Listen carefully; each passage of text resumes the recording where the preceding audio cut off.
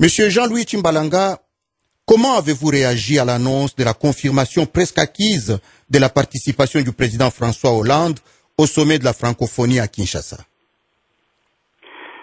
D'abord, je vous remercie de m'avoir invité à votre illustre radio. Merci. Jusqu'à preuve du contraire, moi je suis serein. C'est-à-dire que j'ai le respect, mais le sérieux respect des institutions de la République française. Oui. Je vois mal, moi, le président de la République de France bafouer les institutions de la République française.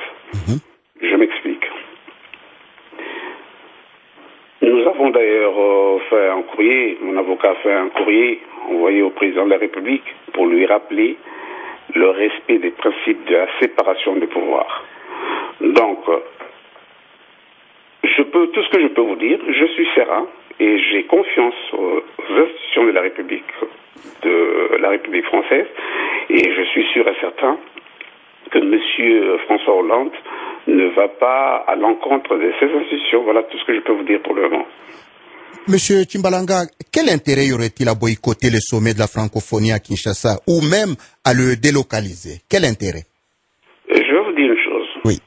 Lorsque nous allons par des sentiments, nous n'arrivons jamais à obtenir ce que nous voulons. Lorsqu'on parle de l'intérêt, l'intérêt est justement de commencer à apprendre la population à mettre en pratique les valeurs même qui accompagnent la langue française qui nous unit. Parce que ce qui nous unit dans la francophonie, c'est quoi? C'est la langue française. Elle est le dénominateur commun entre toute la communauté francophone. Qu'est-ce qu'elle désire, cette langue? Cette langue a des valeurs intrinsèques qu'il faut arriver à protéger, qu'il faut arriver à diffuser, qu'il faut arriver à échanger. C'est quoi? C'est l'humanisme, c'est les droits de l'homme et des libertés, c'est la démocratie, c'est la justice et c'est l'équité. Ne pas les utiliser, c'est insulter la France et le peuple français qui en est le seul héritier de cette patrimoine. Voilà pourquoi nous voulons justement que s'il faut arriver à respecter cette langue, il faut aussi arriver à respecter les textes qui régissent carrément toute la population se trouvant dans la communauté francophone, c'est-à-dire la charte qui constitue cette organisation, alors qu'en ce moment elle est violée. Et alors la question est, pourquoi est-elle violée? Avant que nous allions plus loin, je voudrais demander à M. Christophe Massamba, M. Christophe Massamba, la RD Congo est le plus grand pays francophone après la France. N'est-ce pas légitime que le sommet de la francophonie se tienne à Kinshasa, au moins une fois? Merci. Oui, attention à votre téléphone. Oui, coupez la radio, s'il vous plaît, M. Massamba. Oui, c'est coupé. Voilà, allez-y. Merci beaucoup pour la question. Merci Guy Kalenda pour cette dimension de la RDC qui est le plus grand pays francophone. Nous sommes d'accord. Sauf que regardez la situation de la RDC aujourd'hui. Ce pays francophone le plus grand qui est si fragile. Éloignez la radio, s'il vous plaît. Ouais. Oui. Ça va là? Oui, ça va beaucoup mieux. Oui. Ce pays qui est si fragile, ce pays qui est divisé, qui est miné par des conflits, qui est peut-être déjà balkanisé puisque on connaît la situation à l'Est, et aussi qui vit une crise politique grave avec deux présidents de la République. Il y en a un qui est élu et puis un autre qui a été proclamé, qui est au fait qui est légal, mais l'autre qui est légitime. Dans ces conditions, et puis aussi les questions de disparition, les Diomi par exemple, et Diomi n'est que les ténors de l'opposition, et les autres. Oui. Donc moi je crois que la tenue d'une conférence à Kinshasa ne devait pas se faire, même l'histoire de la dimension de la RDC étant le deuxième pays francophone ne compte pas, parce que il faut regarder les questions des droits de l'homme au niveau international. Quelles sont les préconisations qu'on nous a faites? C'est qu'il faut absolument ce respect-là. Ça va d'ailleurs, je crois que c'est ce qui a été retenu par nos amis Tchimbalanga par exemple, pour aller porter plainte contre l'OIF. Voilà ce que je peux répondre pour l'instant. Merci. J'en dis aussi que M. Kita est déjà là. Je crois qu'il pourra prendre le relais pour répondre aux questions, puisque c'est lui qui était prévu au départ. Tout à fait, il est bienvenu. Jean-Louis Tchimbalanga, ne pensez-vous pas que la présence de François Hollande à Kinshasa serait plutôt une occasion de pousser le gouvernement congolais à plus de respect de la démocratie, aussi bien en Afrique et surtout, en particulier, en RDC? Que pensez-vous? Mais vous êtes trop sentimental. Excusez-moi.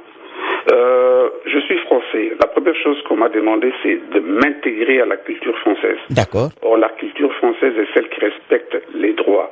Je sais que la loi est dure, mais c'est la loi. On la respecte. C'est-à-dire que Monsieur le président François Hollande n'est pas le chef de la République démocratique du Congo. Vous savez, je vais vous donner une anecdote. Ce qui se passe en Syrie aujourd'hui, les massacres ont été dénoncés et condamnés. Pour pouvoir condamner ces massacres et donner un ton fort, la France et certains pays occidentaux ont tout simplement déclaré persona non grata tous les ambassadeurs. C'est pour essayer d'exprimer leur désolation. On n'a pas besoin de Monsieur le Président François Hollande pour aller monter les bretelles d'un tricheur. Il a tous les canaux appropriés, diplomatiques, pour pouvoir le faire. Attendez, là c'est insulter même, comme on appelle le président François Hollande. Parce que ce monsieur qui est un tricheur a été reconnu par les organisations internationales qui ont envoyé, disons même par l'Union européenne, qui a envoyé sa mission électorale conduite par Madame Marianne Edelcheva. Les rapports sont là. Les centres Carter, les rapports sont là. L'ONU qui a frappé très fort en disant qu'il y a eu des violations graves des droits de l'homme avant, pendant et après les élections. Mais aucun passage, si je mens, entré dans l'Internet, aucun passage n'a été ni dénoncé, ni condamné par l'Organisation internationale de la francophonie. La question est, pourquoi? Voilà. Si franchement nous faisons partie de cette organisation, c'est-à-dire de cette communauté, la charte, ou plutôt la déclaration de Bamako, nous est tous opposables. De la même manière que ces textes ont été évoqués pour suspendre le Mali, pour suspendre la Mauritanie, le Madagascar et la Guinée-Bissau. Il n'y a pas eu une prédisposition, disons que comme la République démocratique du Congo est un grand pays, donc nous devons aller sur place pour monter les bretelles. Attendez, vous prenez les enfants de bon Dieu pour des canards sauvages ou quoi? Merci, Monsieur Tchimbalanga. Avant d'aller plus loin, je passe la parole à Monsieur Ibrahim Fofana, qui est au téléphone depuis un certain temps. Monsieur Fofana, bonjour. Oui, bonjour, Monsieur Guy Kalenga. Vous avez la parole. J'aimerais dire à nos invités qui se disent francophones et africains en même temps. Tout à fait. Pour cette semi-francophonie, c'est la langue française qui les gens vont pour défendre. Pas la gouvernance de RDC. Il faut que les gens ils arrivent à dissocier les deux cas. Absolument. Parce que ce que nos gens ils ne comprennent pas, ils nous disent parfois africanistes, ils nous disent défenseurs de la langue française, ils n'ont pas honte. Nous, intellectuels africains, ils ne peuvent pas aller défendre la langue africaine. Ils demandent au président français, qui est garant de la langue française, de ne pas aller à un sommet de la langue française. Comment ces gens-là y réfléchissent? Et quand je regarde Kalis Béala, qui se dit africaniste, qui a voulu être président de la langue française, mais comment c'est que nos gens, ça, ils réfléchissent. Hollande, il a le droit de partir, ou bien de ne pas partir. Mais si les gens doivent aller défendre la langue française, il faut que nos intellectuels africains ils comprennent qu'il s'agit de la langue française, il ne s'agit pas d'élections présidentielles en République démocratique du Congo. Parce que pour toute une fois, il faut que les Africains sachent ce qu'ils veulent. Nous, on ne sait pas ce qu'on veut, mais toujours on est là, on se plaint. Mais il faut que Hollande, si c'est la langue française, il faut qu'il va la défendre. Mais ce n'est pas la langue Koyaga chez moi ou bien la langue autre chose. Merci. Mais vraiment, il faut que nos gens ils comprennent que s'il s'agit de la langue française, Hollande, il doit partir. Mais ce qui concerne le problème du Congo, ils peuvent régler ça entre eux. Il faut qu'ils arrêtent de nous emmerder. Merci, M. Fofana. Merci beaucoup. Merci. Si on fait la promotion de la langue africaine, et puis on va le soutenir. On vous a bien suivi. Merci, M. Kimbala. M. Fofana. M. Kimbalanga, qu'est-ce que vous répondez à M. Fofana? Mais je sens que c'est un enthousiasme. Il faut qu'il se calme, il faut qu'il calme un peu ses nerfs. Répondez-lui exactement. Je vais lui répondre en disant ceci. La langue française est une culture universelle reconnue. Elle regorge en elle justement cette pratique qu'on a envie d'échanger. On parle d'échange. C'est-à-dire que lorsqu'on parle de la déclaration de Bamako, elle dit ceci. On a constaté donc les ministres, donc chefs de délégation ont été réunis dans un symposium le 3 novembre 2000 pour pouvoir constater la pratique de la démocratie en Afrique, disons dans les pays concernés. Et là-dedans, ils parlent, parce que pour pouvoir l'aider, on parle de la francophonie et démocratie qui sont indissociables. Donc ce n'est pas un problème de la langue africaine, c'est la langue française. Et on parle aussi de la manière avec laquelle les élections doivent être tenues dans les pays concernés. Et plus loin, dans le chapitre 5, on parle des sanctions qui seront à l'encontre de personnes qui auront violé cette déclaration. Donc ce n'est pas, on n'est pas comme ça francophonie, comme si c'était une organisation venant du ciel, et on n'est pas non plus des Africains comme ça, comme si voilà François Hollande peut venir, mais il doit se calmer ses nerfs, et je lui recommande d'aller lire la déclaration de Bamako, qui est le seul texte normatif qui régit l'organisation internationale de la francophonie. S'il a un autre texte, qui me le sorte. Merci, au lieu de prendre des choses comme ça. Merci, M. Kimbalanga. Ok, avançons. Est-ce que M. Kitabukusu est là, M. Christophe Massamba? Je suis en ligne. Voilà, bonjour M. Kitabukusu. Je voudrais que vous nous parliez rapidement. Vous avez la radio ouverte et c'est pas bon, voilà. C'est bon, vous l'avez complètement arrêté? Oui, c'est bon. D'accord. M. Kitabukusu, vous êtes secrétaire général du parti de Diomi Dongala, Démocratie chrétienne. Dites-nous en quelques mots pourquoi M. Diomi Dongala est absent de la ville de Kinshasa ces jours-ci. Merci beaucoup, M. Guy Kalenga. Vous savez que depuis les hold-up électorales du 28 novembre 2011, M. Diomi Dongala est jeune, l'élite du peuple congolais dans la circonscription de Lafuna, était monté au créneau pour dénoncer ces hold-up électorales. Vous savez qu'il y a eu une tricherie à grande échelle. M. Ngoï Mulunda, le président de la CENI, a tout le monde organisé pour faire et passer M. Kabila comme président de la République. Donc, raison pour laquelle M. Diomi n'avait cessé de dénoncer ce hold-up électoral. Et le 17 avril, sur son initiative, il avait mis en place une structure politique de soutien à M. Tshisekedi Omulumba, la majorité présidentielle populaire, parce que nous, même moi je suis au lit, nous nous considérons comme la majorité au Parlement. Et nous avons pris l'option de ne pas siéger à ce Parlement mafieux pour ne pas cautionner le pouvoir de M. Kabila. Et le 22 juin, et il a organisé une grande messe de solidarité en faveur de nos frères et sœurs de l'Est, raison pour laquelle déjà le samedi 23 juin 2012, il y a eu une messe noire contre M. Diomi et il fallait coûte que coûte le neutraliser politiquement et physiquement. Et le 27 juin, on devait procéder à la signature de la charte constitutive de notre plateforme politique.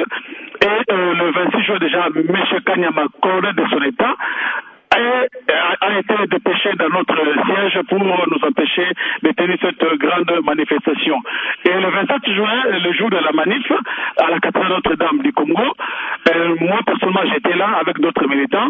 Monsieur Diomi, quand il venait, il a été enlevé en plein rue de la capitale. Et où se trouverait aujourd'hui Monsieur Diomi Dongala selon vous? Bon, selon les informations que nous avons maintenant, avec beaucoup de certitude, M. Diomi se trouverait à l'ANR, donc l'Agence nationale de renseignement, sur 3Z en diagonale de la primature. Donc c'est là qu'il se trouve maintenant, selon les organisations de défense des droits de l'homme. Et pas seulement M. Diomi, on a aujourd'hui 5 membres de notre parti qui sont portés disparus. Il y a 2 qui sont transférés à la prison centrale de Makala. Moi-même, je suis traqué. Il y a d'autres membres du comité de l'OTAN qui sont traqués. Et jusqu'à ce jour aussi, on ne nous a pas encore restitué notre siège, mais c'est Kalinga, n'oublions pas que depuis le 26 juin 2012 à 22h, notre siège est occupé par des militaires dirigés par M. Kanyama. Vous savez que ce colonel-là est en train de tuer le peuple congolais, en particulier les Kinois. Il est en train de massacrer les gens, surtout les opposants que nous sommes. Monsieur Kita, et depuis un certain moment... Monsieur Kita, s'il vous plaît, donc on ne peut pas porter des accusations comme cela à l'antenne, mais je voudrais juste vous demander... Vous êtes de la majorité présidentielle, populaire comme vous dites, c'est-à-dire du côté de Tshisekedi. Pourquoi Monsieur Étienne Tshisekedi ne fait pas de déclarations à propos de Diomi Dongala? Vous savez, il y a ce qu'on appelle la politique et la diplomatie. Mais je sais que dit Wamulumba, le président élu démocratiquement en RDC, c'est un grand homme d'État. Il a fait un grand travail pour, disons, localiser Diomi Dongala, chose qui a été faite. Et deuxièmement, il fait tout pour sa libération. Donc, il est en train de travailler efficacement. Et dans les prochains jours, vous connaîtrez de très bons résultats. Mais aujourd'hui, nous sommes très inquiets par rapport à la santé de M. Diomi, qui ne fait que se dégrader. N'oublions pas que M. Diomi n'est pas à son premier enlèvement. Aujourd'hui, nous parlons depuis le pouvoir afdélien, il est à sa 14e arrestation. En 18 pardon, et en 2000, il a été enlevé. Vous savez, on l'avait retrouvé dans l'une des résidences d'un dignitaire du pouvoir afdélien. Donc, il n'est pas à son premier enlèvement. Donc, c'est pourquoi nous demandons à ce pouvoir-là de libérer M. Diomi, c'est un père de famille, c'est un homme politique, et puis en plus de ça, c'est un député élu. Donc il a droit à la vie, il a droit à vaquer librement à ses occupations. C'est pourquoi nous demandons aussi la restitution de notre siège qui a été saccagé, même moi personnellement mon bureau a été saccagé, pillé par les éléments de la police nationale. Nous demandons que la justice soit faite. Merci M. Kita Boukoussou. Nous allons prendre un auditeur, M. Gaé. Vous avez une question sur la francophonie.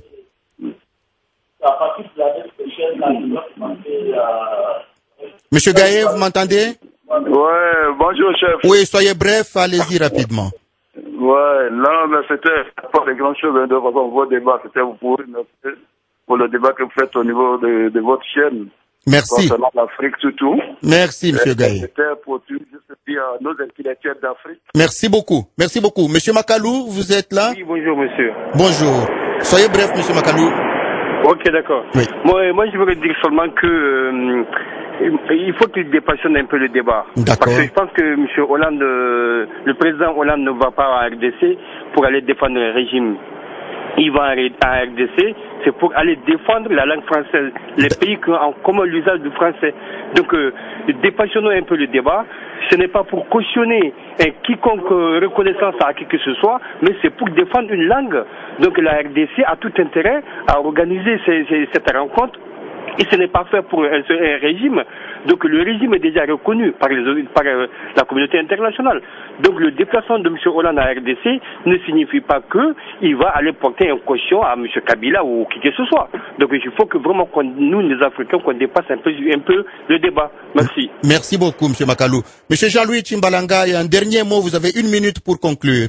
Oui, je voulais juste dire que si ce sommet se tient, il sera dans l'immoralité, tout simplement parce qu'il se tiendra dans un pays endeuillé par ces millions de morts qui ne sont pas reconnus, contrairement à ce monsieur qui est en train de dire un seul enfant violé ici en France. Je pense que tous les médias du monde entier seront mobilisés pour pouvoir le faire. Alors que nous avons des femmes qui sont violées tous les jours, personne ne les dénonce. Ça sera immoral parce que ça se tiendra dans un pays où les gens sont en train de pleurer leur voix électorale volée. Ça sera immoral parce que ça se tiendra dans un pays où la population est en déplacement à cause des guerres qu'on leur force. Merci, M. Timbalanga. Immoral parce que ça se tiendra dans un pays agressé par les pays voisins. On vous a entendu. Ça sera immoral parce que une partie des personnes viendront justement en limousine pour pouvoir se moquer, pour pouvoir insulter un peuple paupérisé, un peuple en détresse, un peuple méprisé. On vous a entendu, M. Timbalanga. Merci beaucoup. Monsieur Kitaboukousou, un dernier mot. Donc, je voulais un peu compléter ce que M. Timbalanga vient de dire. Vous savez que, disons, le pays... Soyez bref, l'émission se termine. Bon, donc, je demande seulement au pouvoir putschiste de Kinshasa de libérer sans condition M. Diomé Ndongala et de laisser sa famille politique et biologique tranquille et de nous restituer notre siège. Et aujourd'hui, nous demandons pire et simplement la délocalisation de ce sommet de la honte parce que le peuple congolais doit être respecté. Merci beaucoup, c'est votre point de vue. C'est la fin de cette émission. Vous êtes branché sur la 3xwradiolissolo.com. Ira ou n'ira pas, la question, vous le savez, était en suspens. Récemment, à l'Élysée, on assurait qu'aucune décision n'ait été prise. En tout cas, hier soir, François Hollande a mis fin au suspense. Devant la conférence des ambassadeurs à l'Élysée, le président Hollande a donc annoncé qu'il participera au sommet de la francophonie. Il ira donc à Kinshasa en octobre prochain. Et nous allons évidemment en parler ensemble durant les 20 prochaines minutes. Vous allez pouvoir commenter cette décision, d'autant que ces derniers mois, l'opposition congolaise et plusieurs organisations de défense des droits de l'homme demandait à François Hollande de ne pas se rendre en République démocratique du Congo pour ne pas cautionner le pouvoir en place et notamment les élections législatives et présidentielles de novembre dernier. En tout cas, le président Hollande a été clair, il ira à Kinshasa pour réaffirmer, je le cite, que la francophonie ce n'est pas simplement une langue en partage, mais aussi une communauté de principes et d'idéaux dont le rappel à chaque occasion est nécessaire. François Hollande a d'ailleurs annoncé qu'il rencontrera l'opposition politique, les militants associatifs et la société civile. Alors que vous inspire la décision du président français? Qu'attendez-vous finalement de sa participation au sommet de la francophonie? C'est notre débat du jour. RFI vous donne la parole. Jean-Marie, vous nous appelez de Kinshasa. Bonjour. Bonjour Ron. Vous êtes dans la capitale congolaise. Vous estimez que finalement François Hollande a pris la seule décision qu'il pouvait prendre? Mais tout à fait, je me réjouis de cette décision. Je pense qu'il ne pouvait pas faire autrement. L'absence de François Hollande à Kinshasa ou une délocalisation du sommet de la francophonie, comme le demandaient certains opposants, aurait été contre-productive pour la francophonie, contre-productive pour la France, bon, contre-productive aussi pour le Congo, c'est vrai. Mais c'est une mesure qui, à mon sens, n'aurait pas vraiment été une bonne mesure à prendre. Et donc, François Hollande a bien fait de décider finalement de venir. Vous dites qu'il a bien fait. En même temps, on a pu entendre quelques réactions de présidents d'associations et d'organisations de défense des droits de l'homme ce matin sur l'antenne d'RFI. Je prends par exemple la réaction du président du CODO, le comité des observateurs des droits de l'homme, qui estime que le président français va offrir un tapis rouge au président Kabila. Non, je ne crois pas, parce que je ne pense pas que l'absence de François Hollande aurait fait quoi que ce soit. Nous avons déjà raté des sommets à Kinshasa et rien ne s'est passé. La politique de la chaise vide n'est pas la meilleure politique, je crois. Ce serait de la gesticulation comme à l'époque où on a vu la France se fâcher contre certains pays comme le Rwanda et finalement le Rwanda a quitté la francophonie sans que ça n'ait fait quoi que ce soit au Rwanda. Non, je ne pense pas que ça aurait été la bonne décision. Oui, d'ailleurs, le président Hollande a profité hier de ce discours devant tous les ambassadeurs français réunis, comme tous les ans d'ailleurs à l'Élysée, et François Hollande a déclaré qu'en 2050, 80% des francophones seront africains. 700 millions de femmes et d'hommes. Chacun comprend, a-t-il dit, ici, l'enjeu. Restez avec nous, Jean-Marie. Vous êtes à Kinshasa. Diego nous appelle également de la capitale congolaise. Bonjour, Diego. Bonjour, Juan. Bonjour à tous. Est-ce que vous partagez la satisfaction de Jean-Marie?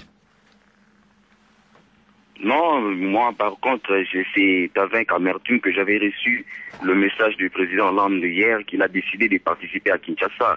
Bien sûr que c'est sa décision, mais quelle décision? Une décision qui part à l'encontre de la volonté de la population congolaise. Vous savez, bien sûr, le président Hollande, lors de sa campagne, avait stipulé qu'il ne va pas cautionner le pouvoir mal obtenu. Nous savons tous la réélection de M. Kabila en novembre dernier. Et je ne pense pas que le président Hollande pouvait décider de cette manière de venir légitimer le pouvoir qui a été obtenu d'une manière illégale. Donc pour vous, c'est légitimer le pouvoir que de se déplacer à Kinshasa et de participer à ce sommet de la francophonie. En même temps, est-ce que ce ne sera pas l'occasion aussi pour le président français de dire des choses? Bon, l'occasion pour dire des choses, je ne partage pas trop cet avis parce que le président Hollande pouvait faire pression en rehaussant de son absence sur ce sommet. Ça pourra démontrer déjà un signe de la France que la France ne reconnaît pas ce pouvoir. Mais déjà, le président Hollande a affirmé qu'il sera ici, il sera sur le même tribune que M. Kabila, donc ils s'appelleront déjà homologues, mais il se considère comme président dans la France, reconnaît déjà le pouvoir de Kabila qui a été mal obtenu. Donc vous n'attendez pas un discours marquant de la part de François Hollande, président français lors du sommet de la francophonie. Sur la page Facebook de l'émission, d'ailleurs, si vous y allez, RFI appel sur l'actualité, vous pourrez voir notamment le commentaire d'Abdoulaye qui dit que François Hollande doit participer à ce sommet pour prononcer un discours de rupture. Dutran souhaiterait que François Hollande prononce un discours de rupture et peut-être là que les choses changeront, dit-il, en République démocratique du Congo et en Afrique en général. Toujours sur cette idée de discours de rupture. Alain nous dit il peut prononcer ce fameux discours à partir de l'Élysée, donc pas la peine de se déplacer jusqu'à Kinshasa. Jean-Marie, vous qui êtes dans la capitale congolaise et qui êtes donc satisfait de la décision annoncée hier soir par le président français, est-ce que vous vous attendez tout de même à ce qu'il mette les points sur les i concernant les respects des droits de l'homme, par exemple, dans votre pays, ou est-ce que vous estimez que ce n'est pas son rôle et que ce n'est pas le sommet ni le lieu de le faire? Il décidera ce qu'il voudra, mais je voudrais bien dire qu'il y a plein de nos amis expatriés qui arrivent avec une idée autre du Congo, et quand ils arrivent ici, ils nous disent « Mais voilà, je ne pensais pas qu'au Congo c'était comme ça ». Donc je crois que François Hollande va bien ouvrir ses yeux et ses oreilles en arrivant ici, et qu'il va voir la réalité congolaise qui est souvent différente des surenchères politiciennes. Bien, on va donner la parole à d'autres auditeurs. Merci à tous les deux d'avoir lancé le débat. Jean-Marie et Diego, tous les deux donc à Kinshasa, 33 9 693 70. Vous êtes francophone, vous vous intéressez au sommet de la francophonie, où que vous soyez à travers le monde, vous nous appelez. Dites-nous ce que vous pensez finalement de cette décision annoncée hier par le président français François Hollande. Il ira donc à Kinshasa en octobre prochain, de mémoire du 12 au 14 octobre exactement. Mamadou, bonjour. Bonjour, monsieur Wam. Vous êtes à Niamey, au Niger. Je suis à Niamey, au Niger. Oui. Voilà, vous êtes satisfait, très satisfait même, avez-vous dit au Standard, par cette décision? Ouais. Parce que je l'ai dit, je suis satisfait, je suis très satisfait parce que pour moi, un leader, c'est quelqu'un qui sait prendre des décisions pendant les moments même les plus difficiles. Et là, monsieur Hollande vient de prendre une décision très sage. Parce que si j'ai entendu les opposants congolais qui disent qu'ils veulent à ce que M. Joseph soit décrédibilisé. Alors, là, M. Hollande, en voulant décrédibiliser M. Joseph en ne participant pas à ce sommet, d'abord, il met en mal la fierté de la France et la fierté de notre diversité, n'est-ce pas, culturelle à travers cette union qui est la francophonie. Aujourd'hui, sa participation à ce sommet, comme je l'ai dit au Standard, me réjouit beaucoup.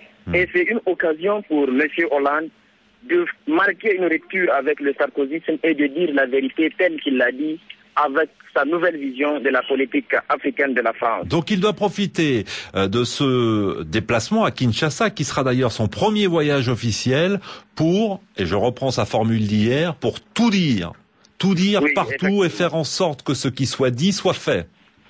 Effectivement. comme je l'ai dit, il n'a aucun intérêt de ne pas participer. Déjà, c'est bien parce qu'il dit qu'il va participer. Ça permettra aussi, M. Wan, quand vous regardez aujourd'hui notre langue, le français est en train de perdre sa place dans les institutions internationales. C'est une occasion aujourd'hui pour que cette question soit revue afin que la langue française reprenne sa place dans les organisations internationales.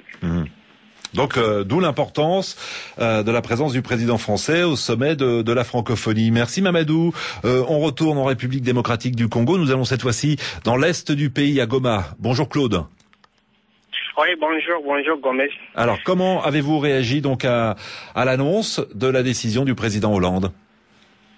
Écoutez, nous qui sommes ici au Congo, sur place, sur terrain, encore de plus grave, nous qui sommes ici à l'Est, nous vivons vraiment des situations graves, c'est chaotique, c'est une désolation totale de notre part. Donc nous étions contre l'arrivée du président de la France ici chez nous, en République démocratique du Congo. Donc nous étions pour qu'il puisse boycotter ces sommets en montrant combien de fois le Congo n'est pas un pays démocratique comme il est socialiste.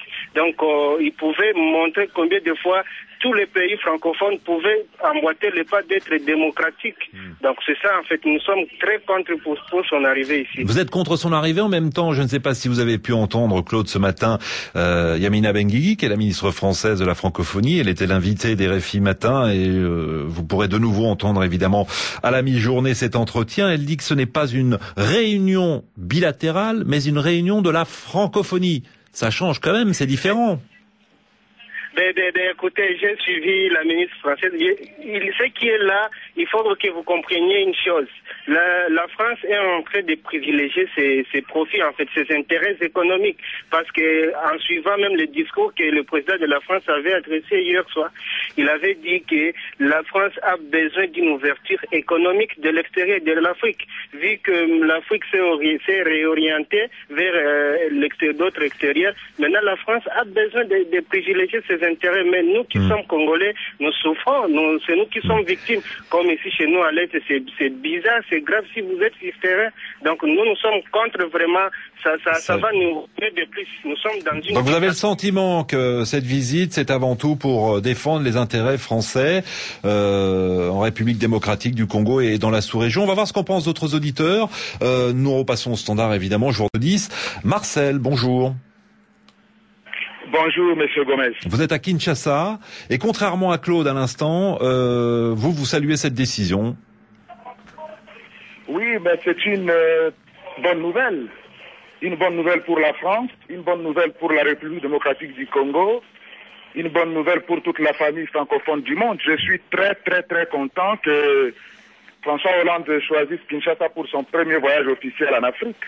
La décision qu'il vient de prendre de participer au 14e sommet de la francophonie est une décision, à mon avis, très courageuse et cela montre bien que le président français actuel est un grand homme d'État de la lignée de ceux qui font passer l'intérêt de leur pays et de leur peuple au-dessus de toute considération. Mais Marcel, en quoi la décision de François Hollande de participer donc au sommet de la francophonie vous semble courageuse? Courageuse parce qu'elle navigue à contre-courant de toutes les contestations, surtout celles venues de la part des opposants congolais. Quand ils disent que François Hollande vient au Congo pour légitimer le pouvoir de Kabila, et l'autre a dit même que ce serait un tapis rouge qu'il allait dérouler à Joseph Kabila. Je fais remarquer à tous ces gens qu'il n'appartient pas au président français de venir légitimer qui que ce soit au Congo. En même temps, le président français, quand il n'était pas encore président, mais candidat, a déclaré lors d'une conférence de presse qu'il n'accepterait pas des élections qui auraient été frauduleuses où que ce soit. Donc évidemment, l'opposition a saisi la balle au bond et a attendu qu'il soit élu. Il a donc été élu et donc l'opposition congolaise lui rappelle les propos formulés lors de cette conférence de presse en avril dernier. Écoutez-moi, Monsieur Gomez, vous savez, la légitimité de Joseph Kabila et de son gouvernement vient du peuple souverain qui s'est démocratiquement exprimé le 28 novembre dernier. C'est le peuple congolais qui, de manière tout à fait libre et transparente, a décidé de dérouler le tapis rouge à Kabila en lui confiant un second mandat de 5 ans à la tête du pays. Ouais. Et ça, c'est de 1. De 2, lorsque l'opposition dit que Kabila n'aurait pas gagné les élections, je vais vous faire remarquer que en France, au Congo, comme partout ailleurs dans le monde, lorsqu'on veut gagner les élections, par exemple les élections présidentielles, on accepte de nouer des alliances. Mais ça s'est passé en France avec le soutien de Mélenchon à Hollande. Oui, non mais là il s'agit par exemple, rien que pour reprendre les déclarations du Centre Carter, l'organisation de l'ancien président américain Jimmy Carter, qui était là-bas donc en tant qu'observateur, qui disait que le processus de compilation des résultats a manqué de crédibilité. Il y a eu également des réactions de la part de la mission des Nations Unies. On va passer la parole à d'autres auditeurs, Raphaël notamment, qui nous appelle d'Amsterdam. D'abord ce message. Bertin à Kinshasa par courrier électronique qui nous dit qu'il n'est pas surpris lui de la décision de François Hollande. Nous avons là, dit-il, une parfaite démonstration du réalisme politique et diplomatique qui n'a rien à voir avec une quelconque réussite diplomatique du gouvernement congolais.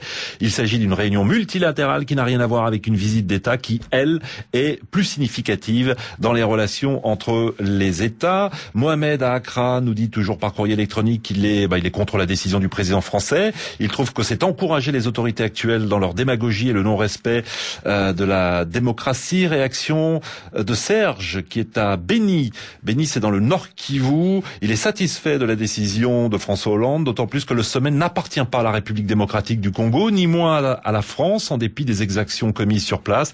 Et il pense, Serge, que ce sera l'occasion pour François Hollande, mais aussi pour les autres chefs d'État membres de la francophonie, de s'imprégner de la situation réelle de la RDC sur tous les plans, en vue de proposer, dit-il, des pistes de sortie de crise, notamment pour la paix dans l'est du pays. Et il se trouve que Serge, évidemment, lui nous écrit du Nord Kivu, donc dans l'est du pays où se déroulent actuellement des affrontements. Raphaël, vous êtes donc à Amsterdam. Bonjour.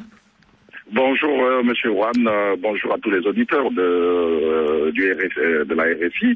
Au fait, Juan, le discours de Monsieur François Hollande, qui a sonné comme un coup de tonnerre dans la tête de tout Congolais, digne de ce nom, parce que Monsieur François Hollande, peut-être il ne le sait pas, en allant à Kinshasa, il va aller consolider, légitimer le pouvoir de Monsieur Kabila, parce que lui-même, en même temps, il a violé les principes fondamentaux de la création de la francophonie. Et surtout, il a violé la valeur ou les valeurs de la francophonie.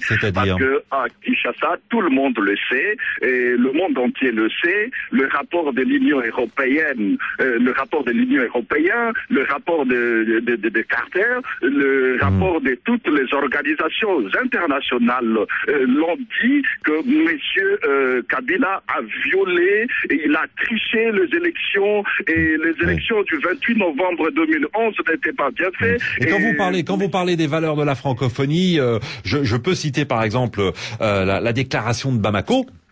Peut-être que tout le monde ne l'a pas en tête, mais elle a été signée tout de même en 2000, il y a maintenant 12 ans, par tous les États membres de l'Organisation internationale de la francophonie. Et dans cette déclaration, tous les pays signataires s'engagent à ce qu'ils organisent des élections libres, fiables et transparentes. Donc du coup, vous avez le sentiment que la République démocratique du Congo n'a pas respecté cette déclaration en organisant notamment les dernières élections en novembre dernier, Raphaël. Justement, Monsieur Juan, je crois l'annonce de Monsieur François Hollande, c'est une insulte vis-à-vis à la démocratie. Donc vous auriez, Raphaël, le temps passe très très vite. Vous auriez préféré la politique de la chaise vide ? Bien sûr, ou la délocalisation de ces sommets, ça s'est déjà fait. En 2010, le sommet devrait être à Madagascar. On l'a délocalisé en Suisse. Et pourquoi pas au Congo? Donc, monsieur, quand monsieur François Hollande, quand il refuse de ce qui se passe en Syrie, et pourquoi il doit cautionner ce qui se passe au Congo? Ouais. Aujourd'hui, les prisonniers, il y a beaucoup de prisonniers politiques, il y a la disparition de monsieur Diomi, il y a les assassinats, mais tout ça, François Hollande foule ça au pied. En tout cas, ça ne sert à rien d'isoler un régime, a dit ce matin sur notre antenne la ministre française de la francophonie, Yamina Benguigui. La politique de la chaise vide n'est pas praticable aujourd'hui. C'est le pari d'être présent, de parler de tout, a-t-elle dit. Également à Marie-Pierre Olfan, qui était au micro donc de RFI. Je ne peux pas m'ingérer dans la justice congolaise, a déclaré également la ministre. En parlant de l'affaire Chebeya, et elle a tout de même annoncé que Thierry Michel, le réalisateur belge, qui est l'auteur d'un film sur le procès Chebeya, du nom donc de ce défenseur des droits de l'homme assassiné il y a maintenant 2 ans, et bien Thierry Michel, ce réalisateur belge, sera prochainement officiellement invité pour présenter son film à Kinshasa. Vous avez été extrêmement nombreux à souhaiter commenter sur cette actualité. Vous êtes branchés sur la 3xW.radiolissolo.com. C'est donc la suite d'appels sur l'actualité. Durant les 20 prochaines minutes, nous allons revenir sur la participation de François Hollande au sommet de la francophonie à Kinshasa au début du mois d'octobre. Vous avez été très nombreux hier à souhaiter commenter cette décision. Je vous rappelle tout de même que depuis l'élection de François Hollande, l'opposition congolaise et plusieurs organisations de défense des droits de l'homme demandaient au président français de ne pas se rendre en République démocratique du Congo pour ne pas cautionner le pouvoir en place. Après donc plusieurs mois de suspense, eh bien le président Hollande a tranché. Il sera bien dans la capitale congolaise. Il promet de rencontrer l'opposition, les militants associatifs, la société civile, et il s'engage à tout dire partout et faire en sorte que ce qui soit dit soit fait. Voilà comment le président Hollande résume la nouvelle politique africaine de la France. Autrement dit, lors de ses déplacements, il ne se privera pas de dire ce qu'il pense et notamment de rappeler son attachement à la démocratie. Alors que vous inspire la décision du président Hollande? Aurait-il dû privilégier la politique de la chaise vide? Qu'attendez-vous finalement de sa participation, de sa présence au sommet de la francophonie? De Masséla qui est au Canada et qui nous dit que la France devra utiliser la tribune du prochain sommet de la francophonie pour faire passer un message fort au gouvernement congolais en ce qui concerne notamment les efforts à fournir pour l'amélioration de la démocratie au Congo. Bonjour Boli. Oui, bonjour. Vous nous appelez de Bruxelles. Oui. Vous saluez, vous, la décision de François Hollande? Oui, moi je pense que c'est une bonne décision du président français d'aller à Kinshasa pour ce sommet, parce que bon, il faut pas non plus faire des amalgames ou des confusions. Ici, les débats, ce n'est plus le débat de novembre pour les élections, qui a gagné des élections ou pas. Maintenant, les débats, c'est les sommets de la francophonie. Maintenant, il faut poser les vraies questions. Et quelles sont les vraies questions selon vous, Boli? Eh ben, pour moi, les vraies questions, c'est vrai que dans la mission de l'Organisation de la francophonie, il y a la promotion de la démocratie et des droits de l'homme, mais il y a aussi l'appui à l'éducation, la formation, l'enseignement et la recherche. Je pense qu'aujourd'hui, le Congo a beaucoup de problèmes sur le plan de l'éducation et de la recherche. Je pense que maintenant, il faut poser ces questions-là. Il faut cette organisation pour que, si vous voulez, l'État congolais puisse discuter avec d'autres pays membres de la francophonie en ce qui concerne la recherche et l'éducation et d'autres questions. D'accord. Donc là, vous êtes vraiment sur des secteurs clés, effectivement, l'éducation, l'enseignement. François Hollande, lundi soir, devant les ambassadeurs à l'Élysée, il a été clair, il a dit qu'il réaffirmerait que la francophonie, ce n'est pas simplement une langue en partage, mais aussi une communauté de principes et d'idéaux. C'est-à-dire qu'on va quand même parler de démocratie et de droits de l'homme. Oui, je pense que quand on suit l'opposition, en fait, l'opposition, je ne sais pas qui est l'opposition, parce que l'opposition, normalement, c'est dans l'Assemblée que ça s'est fait. Mais au Congo, on a l'impression que l'opposition est dans la rue. Mais si on suit ce qu'ils disent, c'est qu'il faut pas que François Hollande vienne à Kinshasa. Sinon, c'est un tapis rouge à Kabila. Mais le Congo n'est pas Kabila. Le Congo a bien existé depuis longtemps. Je pense que l'opposition a tout intérêt que la francophonie, le sommet s'organise à Kinshasa pour mettre en lumière, en fait, c'est qu'ils reprochent maintenant au pouvoir en place.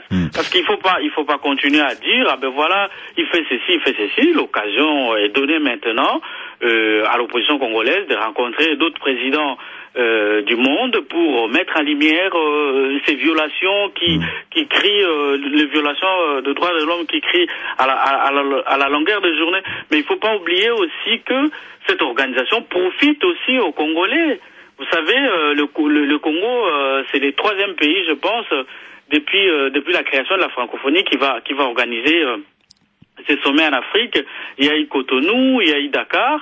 Maintenant, c'est le Congo. Il y a eu d'autres pays africains qui ont reçu le sommet de la francophonie. Je voudrais pas dire de bêtises, je n'ai pas la liste exacte sous les yeux, mais vous parliez, Boli, à l'instant de tapis rouge. En tout cas, le président du CODO, le Comité des observateurs des droits de l'homme en République démocratique du Congo, estime, lui, que le président français va offrir un tapis rouge au président Kabila. Vous l'avez peut-être entendu hier sur notre antenne. Il est incompréhensible qu'un socialiste digne de ce nom, a-t-il dit, puisse venir dans un pays où les droits de l'homme sont foulés aux pieds. Serge, vous nous appelez de Londres. Bonjour. Oui, bonjour Juan. Écoutez, je reste un peu en ligne avec l'ami qui vient de parler de Bruxelles. Pour moi, la participation de François Hollande au sommet de la francophonie est tout à fait justifiée dans la mesure où, d'abord, c'est une tribune, comme il le dit, pour l'opposition, qui aura toute la presse focalisée sur le pays pour dire très haut ce qu'il pense, mais aussi pour permettre aussi de dire au président Kabila et à tout le monde de leur rappeler les principes auxquels le pays a signé lors de la déclaration de Bamako. Et donc, moi, je pense que non seulement... Déclaration de Bamako, signée par tous les pays membres de l'Organisation internationale de la francophonie, déclaration dans laquelle ces pays s'engagent à organiser des élections libres, fiables et transparentes. Je le rappelle, voilà, fin de la parenthèse. Tout à fait, c'est l'occasion pour rappeler ça aux dirigeants qui sont au pays. Et donc là, on a une tribune, on a un auditoire énorme. Et donc ils peuvent faire entendre leurs idées, mais ça passe pas par des menaces de mort.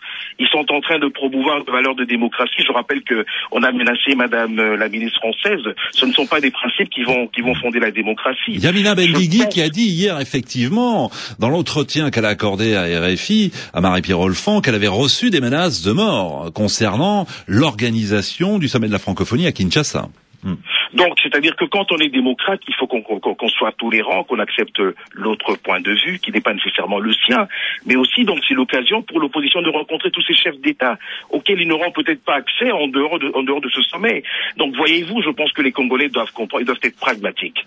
Quand il y a des rencontres de ce genre, il faut se dépasser parce que le sommet, non seulement, moi, je ne vois pas que l'aspect politique, ça va rapporter des opportunités d'affaires pour les pauvres gens qui sont en train de se battre au pays, ça va rebooster l'hôtellerie, ça va donner des opportunités de business aux petits Congolais. Ce ne sera sûrement pas Kabila qui va en profiter. Oui, mais enfin, peut-être la France. J'ai sous les yeux plusieurs courriers électroniques d'internautes. Il y a Serge à Brazzaville qui nous dit, voilà, peut-être que la francophonie n'appartient ni à la RDC ni à la France, mais on a appris que les intérêts français priment avant tout. Le président Hollande l'a dit, les ambassades doivent faciliter la tâche aux entreprises françaises en Afrique. Saka à Lubumbashi nous dit, voilà, ce déplacement n'est uniquement que pour les intérêts de la France. Autre commentaire, celui de Yobi, qui écrit que tout observateur averti et impartial sait très bien que ce déplacement, c'est un jeu d'intérêt avant tout. On va donner la parole à d'autres auditeurs. En tout cas, merci de nous écouter du côté de Londres sur Internet. RFI. Rudolf, bonjour. Allô, Rudolf. Oui, allô, monsieur Juan. Vous êtes à l'antenne, vous nous appelez de Brazzaville, on vous entend assez loin, on va tendre l'oreille.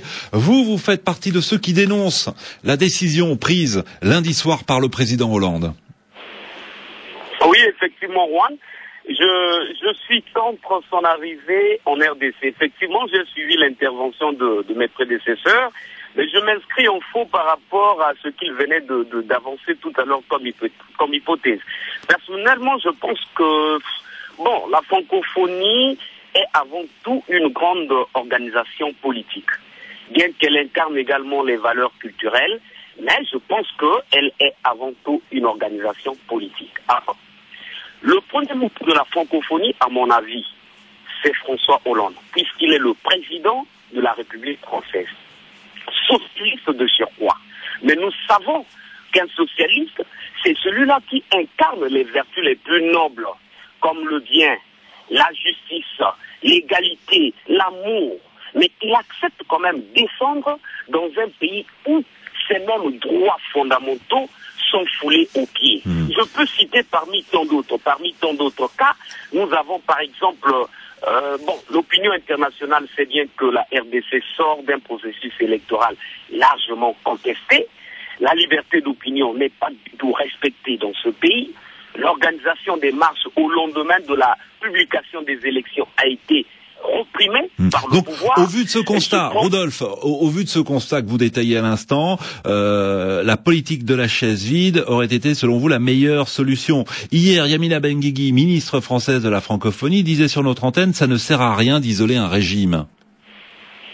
Bon, Monsieur Rouen, mais moi je pense que la politique de la chaise vide, c'est quand même une leçon de morale. François Hollande pouvait bien faire sa déclaration de la francophonie de lycée pour qu'il ait besoin d'effectuer le déplacement pour aller en RDC. Mais je pense bien que, bon, la politique de la chaise vide, comme je venais de le dire tout à l'heure, c'est une leçon de morale. Mais son arrivée en RDC ne fait que renforcer les convictions des dictateurs africains qui pensent que la France est toujours proche d'eux. Oui. Parce qu'effectuer le déplacement suppose qu'effectivement, nous sommes pour, ou encore Hollande est pour la politique de Kabila, apparemment.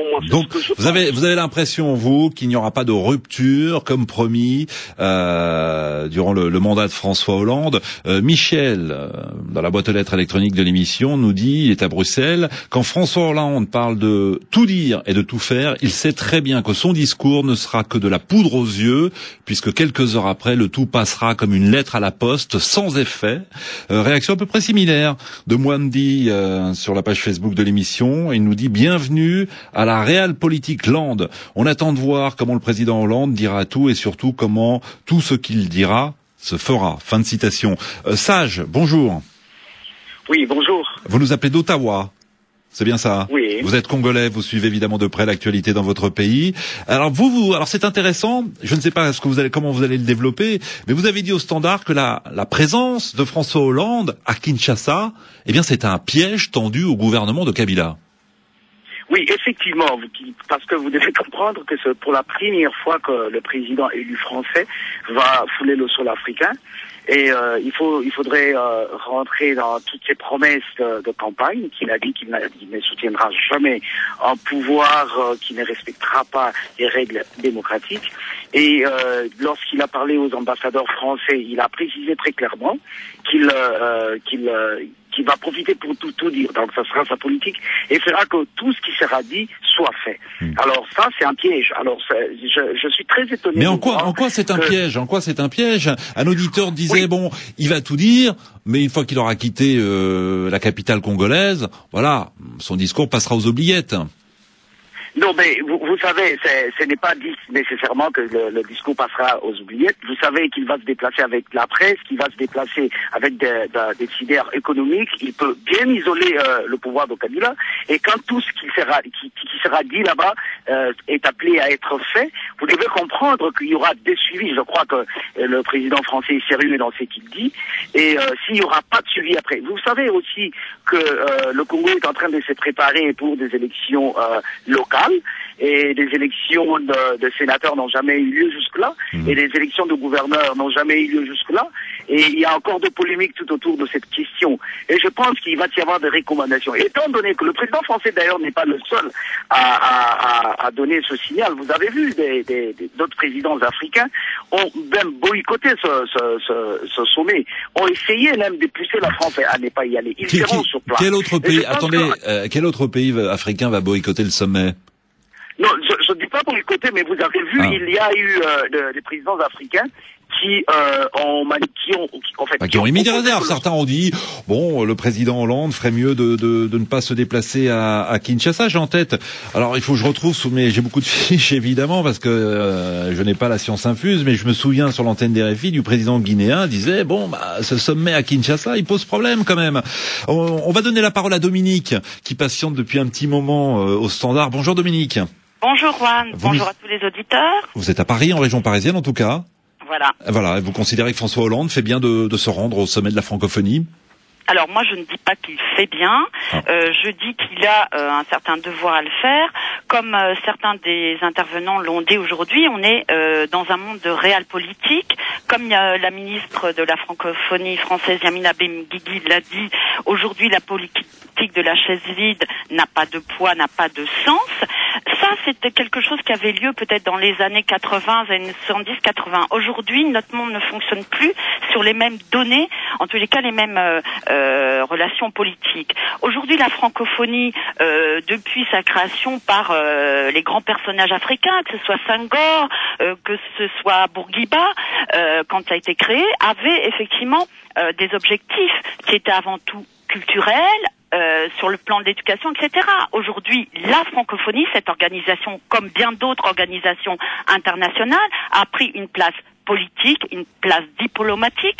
On sait aussi également que la francophonie est sollicitée quand il s'agit d'organiser et d'aider la mise en place technique ou alors au contrôle, à la surveillance d'élections. Bon, donc c'est bien dire que la francophonie en soi est aussi une place où le débat politique et diplomatique se joue.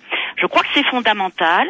Je pense que même si François Hollande, avant son élection et peu de temps après, nous annonçait qu'il ne serait peut-être pas présent à ce sommet et qu'il remettait en cause la transparence des élections au Congo, eh bien, je pense que il envisage sans doute peut-être, et je l'espère, de marquer encore plus son point de vue en tant que président et en tant que responsable d'un gouvernement, de donner sa position sur les relations entre la France et l'Afrique, ce que lui donc envisage. Vous attendez de François Hollande qu'il saisisse donc la tribune du sommet de la francophonie, voilà, pour expliquer sa nouvelle politique, en tout cas la nouvelle politique africaine de la France.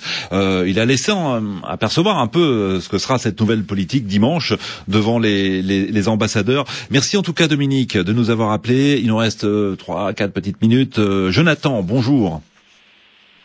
Bonjour. Vous êtes à Kolwezi, dans le Katanga, en République démocratique du Congo. Oui. Nous vous écoutons donc sur la participation de François Hollande au sommet de la francophonie.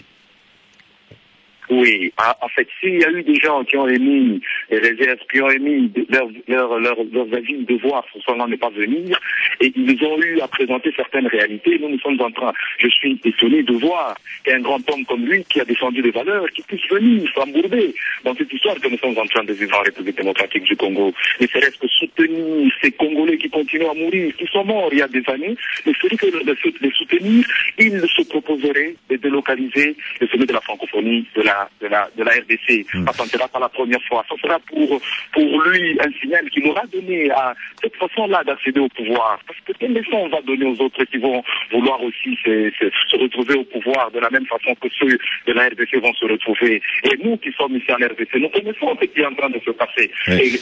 Mais Jonathan, en imaginant ce scénario que vous auriez souhaité voir se réaliser, à savoir le déplacement, la délocalisation du sommet de la francophonie dans un autre pays, ou sinon le boycott clairement du président français, est-ce que vous ne craignez pas que votre pays aurait tout simplement claqué la porte de la francophonie? Alors que la francophonie a besoin quand même de la République démocratique du Congo, c'est le plus grand pays francophone du monde. C'est le plus grand pays francophone, mais le plus grand, le mal géré. Les réalités en place, donc c'est le plus grand qui serait même une leçon. Vous voyez, le Sénégal, il venait de nous donner une très bonne leçon quant à la démocratie. Pourquoi ne pouvions-nous pas faire comme eux? Aujourd'hui, tous les préalables que François Hollande a posés pour qu'ils viennent au Congo, à aucun on a répondu. Mais il est en train de venir. Pour venir forcer qu'on réponde à ces exigences, je ne pense pas. Alors, moi, à mon avis, je pense qu'il prendrait une bonne position. Et pourquoi avoir émis un suspense quant à Fadeno, à sa non-venue? Nous étions en train de croire que c'est quelqu'un qui pouvait suffisamment mûrir sa position, oui. Donc vous doutez du suspense. Il n'y avait pas véritablement suspense. En tout cas, officiellement, on sait que depuis donc lundi soir, le président Hollande participera au sommet de la francophonie. Jusqu'à il y a encore quelques jours, on disait même à l'Élysée qu'aucune décision n'avait été prise. Voilà, maintenant on connaît la décision donc du président Hollande. Il sera à Kinshasa du 12 au 14 octobre pour le sommet de la francophonie. Merci vraiment à vous tous. Il y avait encore beaucoup de monde encore.